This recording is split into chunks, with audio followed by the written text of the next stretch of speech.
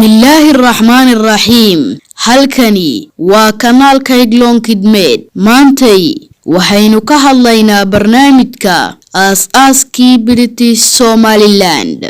Ingiriisku wuxuu hoog ku qabsaday dhulka Yamanta waqooyi ee Cadan xarunta u tahay sanadkii 1939 si ay u noqoto saldhig fududeeya safarada maraakiibta u socoto ama ka soo noqonaysa dalka Hindiya oo isna ay gumaysanayeen. xilligaasi waxaa Ingiriisku mar walba ka feejignaa in dhinac kale ee badda cas oo ku beegan dhulka Soomaaliya ay soo degdo dawlad awood leh oo khatar gelin karta maraakiibta Ingiriiska ee ku safarta badda cas. Sababihii Ingiriiska ku qabsaday waqooyiga Soomaaliya wuxuu ku tilmaamay in uu hilib ugu helo ciidamadiisa joogay Cadan oo waqooyiga Soomaaliya. waxaa Ingiriisku u yiqiin suuqii hilibka ee kawaanka Cadan. dareenkaas oo ku taagan Ingiriiska ayaa masaarida si lama filaan ah ugu guurtay dhammaan goobihii ay ka fadhiday dalka Soomaaliya sida Harar, Saylac, Berbera, Hiis iyo Mayd, ayagoo kala baxay dhammaan ciidamadoodii isla markaana aan cidna xilka ku wareejin, taas oo dhalisay dayacii ugu bacnaa ee masaaridu u geysato dalka iyo dadka Soomaaliyeed. Ingiriiska oo arinta ka faa'iideysanaya wuxuu durbadiiba warqad u diray Cusmaaniyiinta Turkiga wuxuuna u sheegay in laba beelood oo Soomaaliyeed ku dagaalamayaan nawaaxiga degmada Saylac loona baahan yahay in la kala celiyo waxna laga qabto.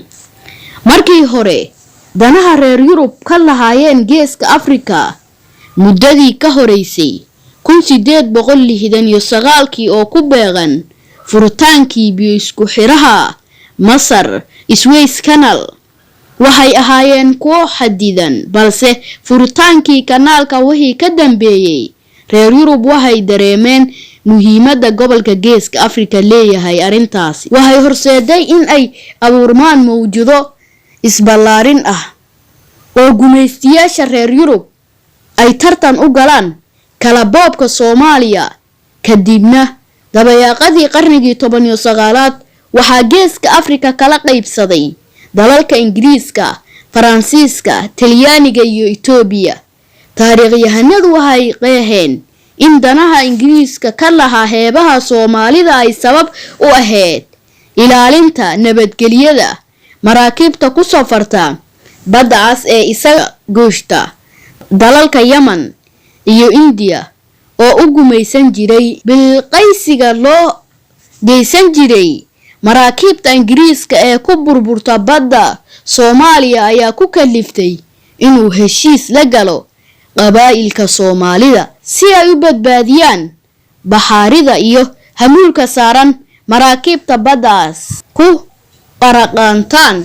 Ingiriisku heshiiska ugu horeeyay ee noocaas ah wuxuu dhexmaray sanadkii 1827 naaquudaha markabka HMS Tamar Master Primary iyo beeraha waqooyi.